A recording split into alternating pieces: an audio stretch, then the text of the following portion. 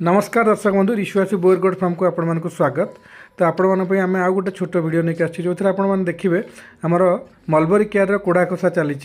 तो यही मलबरी गुड़क आमर लगाईला मे लास्ट जून मसरे लगाई तो विगत 5 मास धरी 4 मास धरी कंटिन्यू वर्षा होता जेहेतु आम ठीक से कोड़ा कषा कर गचर जत्न भी ठीक से नहीं होना अना मना घास बहुत हो जाता।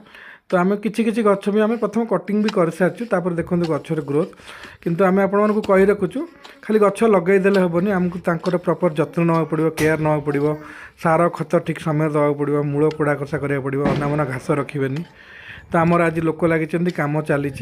तो आउ गोटे कथा कही रखुचु कि आम पाखे मलबरी स्टिक आ मलबरी चारा आवेलेबल अच्छी जो चाषी भाई मैंने छेली चाष कि गाई चाष कि जेकोसी प्राणी चाष करा चाहते से आमको कंटाक्ट करेंगे।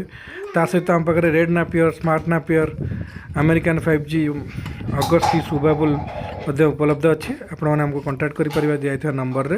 ता सहित आम पाखे आफ्रिकान बोयर छेली उपलब्ध अच्छी। तो वीडियो संपूर्ण देखो। जय जगन्नाथ।